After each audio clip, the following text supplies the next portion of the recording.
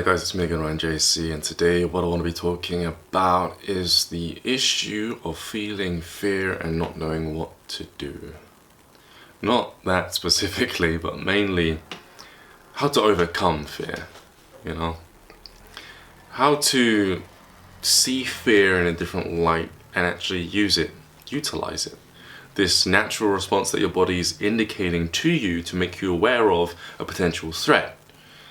Or maybe re-experiencing an experience which previously put you in this fearful state. You see, that's what the body's doing. It's very clever. It uses fear, not only fear, but love and other emotions of your body in order to tell the occupier of the body, what's up, what's happening, you know? And it's genetically built. It's a part of our template as a being here on Earth. Every 3D body has this, whether it be an animalistic body in order to indicate whether or not he's about to get eaten, or whether it be a physical body which also has traits of, well, an animalistic body. This animal suit is like that. So you've got to become well accustomed through your experiences in noticing what's coming up and why it's coming up. You see, the society, they really do hate fear. And I understand why. You know, they're afraid of it. They're afraid of what they don't know. Not only that, but they're afraid of how it makes them feel. Problem is if a society thinks one way, a lot of people tend to just feel and bleed into that belief system. And although it's easier that way, I could see why it is that they're doing it. You see, there are a few ways of feeling fearful for specific reasons. I've just mentioned a few to you today. The first one was your body's indicating to you what could potentially happen to you, right? If you're under siege. Secondly, it feels the environment. It feels the people within your space. It feels their energy. And as a kind of a law when it comes to energy, empathically, your body's going to correspond the adequate vibrational opposite of said energy. Now, I don't mean opposite as in completely different, but I mean certain things have its opposite, right? But in these realities, in life in general, if someone's acting really aggressive and alpha-like to you, it's corresponding energy for you to then admit, or your body, not you, let's not get confused, your body will admit a frequency of, well, depression, compression, submission, or in other words, beta. You see this in the animal kingdom all the time. It identifies certain key roles when it comes to identifying the pack leader. It's beta, it's alpha. It deals with thought, it deals with the structure of consciousnesses that exist within the third density, this third dimensional reality. So you cannot take it to heart when your body's telling you one thing. You cannot say, I'm fearful. Never claim to feel something that your body's using to indicate your scenarios. Okay, that's where a lot of people go wrong. They'll start to say, I'm afraid all the time. They'll use these words, not realizing how much power these words have over their reality. I'm fearful. I'm upset. I have a bad feeling about this. That part of your subconscious mind is giving you that experience on purpose. It has to. You don't feel things that aren't important. But it's your relationship with the feelings that impact how you see the world. People say that fear is a very negative, low vibration frequency. Okay, let's look at it from that perspective. Let's look at those people who say that. They would say this because, well, their experiences support that belief. If that person's always in a fear-based fight or flight mode, it's most likely due to some sort of traumatic experience that they have experienced within their past. What this does is it causes their body to remember their experience, their trauma.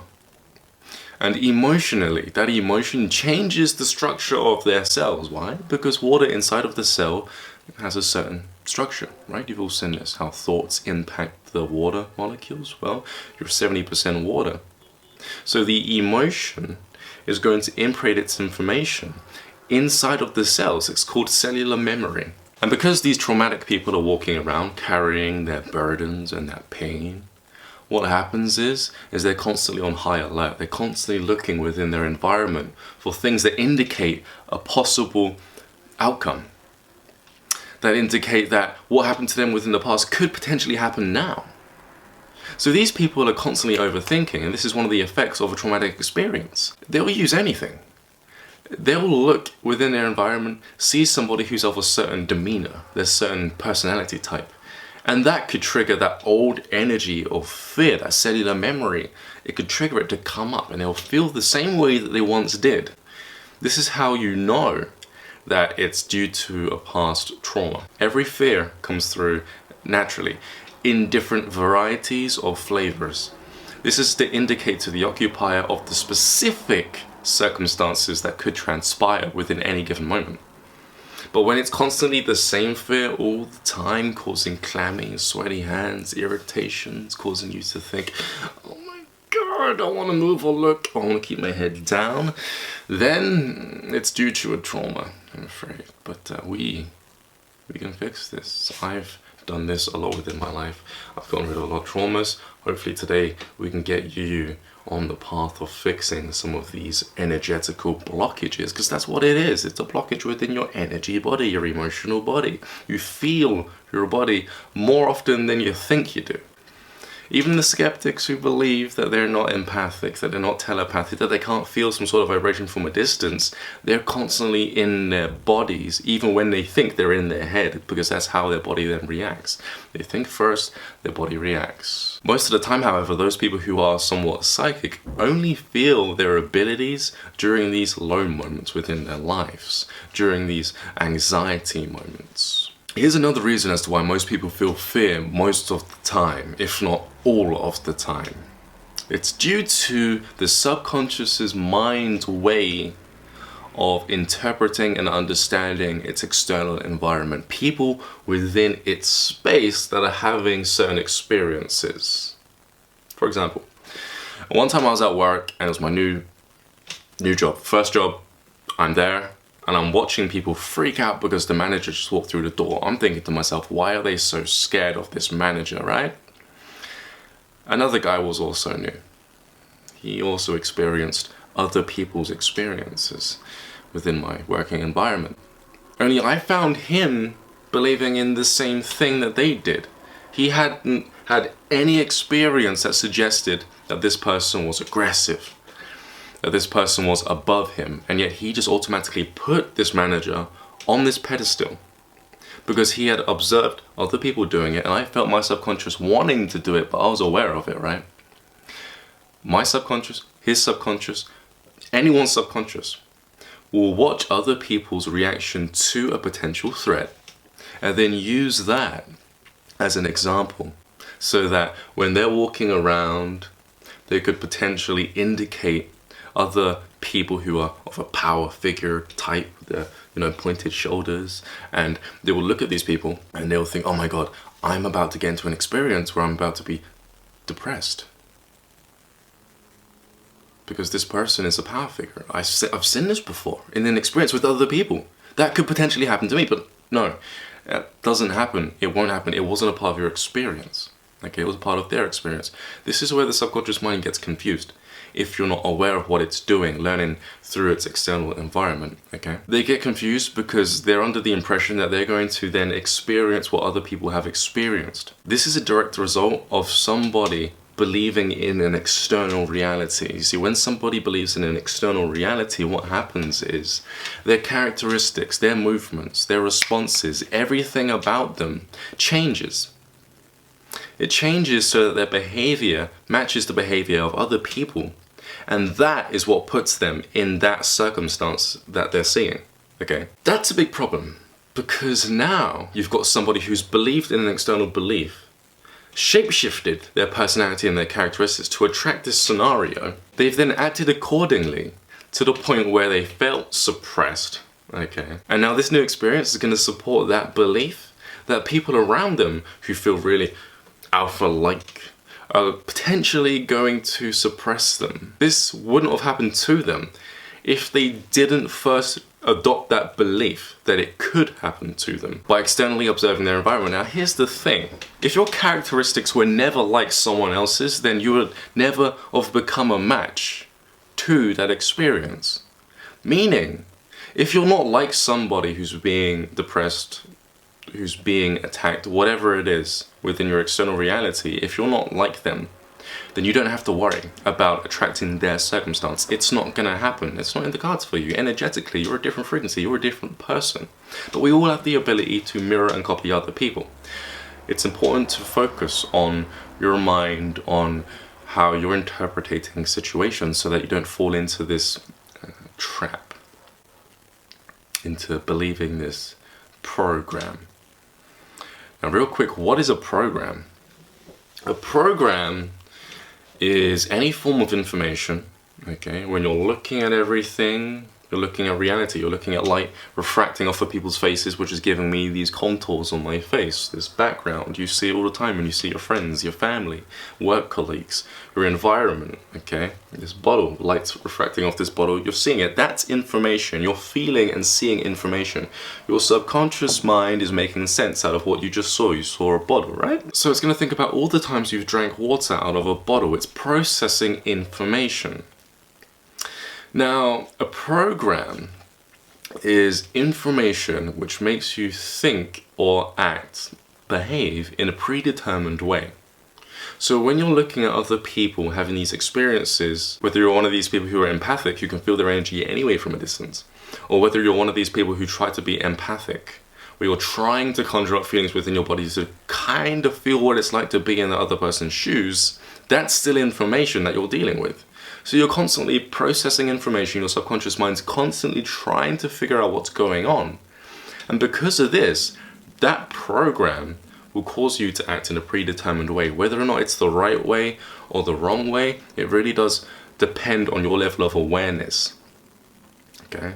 On your ability to focus on how you're responding to the situation and respond to it in the correct way. Now I just gave you guys a quick example of an authority figure, okay? A person within a workplace. I'm going to give you a few more examples of where this could play out within life, this third-party influence. My money's low. I'm not going to be able to pay my rent at the end of this month. That, in and of itself, again, is a learnt belief. It's something that you've often seen within your environment, and that's how you pick it up. This is how I used to pick it up. I picked it up from hearing my mum say it and from seeing my friends say it. That then caused me to stop. And when I saw that my funds were draining, I automatically thought, okay, what do I need to do right now in this situation? And then that's when that belief came up. But I kind of did let it sway me for a while, until I realized who I picked it up off of. That changed everything, because then I realized I had the choice to think about that belief. And because initially I didn't have that experience, then technically it never applied to me. Most people are living other people's lives, not realizing that they really don't need to. Because if they just sat and focused and thought about how they normally respond to situations, then really their life could be pretty simple. I fear that my boyfriend's cheating on me because he doesn't pick up his phone. Yeah, this is a classic one. Most people see this scenario play out within reality TV. Reality TV, right? And because the person watching this program is seeing this play out in front of them, and then when this situation is going on within their life, their boyfriend's not picking up their phone, the first thought that they're thinking about is, this guy's cheating on me. And that person, if they're aware, would notice that the energy that they're feeling in that present moment actually matched the feeling that they were feeling whilst watching the program in the first place. That resentfulness, that hatred, that annoyance, that frustration that they're feeling whilst giving their attention and their energy and their focus to a fictional character. A fictional character is making them feel things which really shouldn't even be there, because this guy's acting, or this girl, whoever's on set at the time. It's a program. It's called a program for a reason. It's programming people who are watching it. My girlfriend's cheating on me because she's always picking up her phone. She's always texting. I've had friends who have also fallen under this experience, and I've seen that happen within my life. Not, accustomed to my experience, but to other people's lives. And I could see how other people would also interpret that and could think that of their own experience. I haven't had sex within a year. If I don't catch up with my friends, then I'll be seen as shy, socially awkward, or just plain weird. A lot of people go through that one within their school years, mainly high school and college. It changes as they get older to, if I don't have kids soon, then I'm not going to be able to have kids. And oftentimes people think this within their like mid-20s, if they're ranging, mid-20s. This isn't always true. There are stories online about people in their 70s and so forth having kids. I'm not saying that's a good idea to do that or to wait that long, because then obviously that kid has to grow up without a mommy or a daddy. But what I am saying is there's less pressure, you know? There's less pressure. That belief obviously spawned because somebody was unfortunate enough to have kids within their adulthood, possibly even their 30s. Somebody hears that. Can you imagine that? Can you imagine seeing a post on Facebook, somebody saying, I waited too long, I'm 30 now, and we found out that I can't have kids? And they post that? Everyone's going to see that and freak out. That's automatically, that's a belief up for grabs on your newsfeed. You know, these may seem like extreme examples, but this actually happens. Real quick, I told you what a program is, right? Well, a matrix is a system of programs within society which causes society to act a predetermined way, to speak a predetermined way, which then causes people to have predetermined experiences. They're under the illusion that they have free will. But if you're having the same experiences as everyone else and you didn't plan to get there, I'm sorry, but you're tied into the matrix.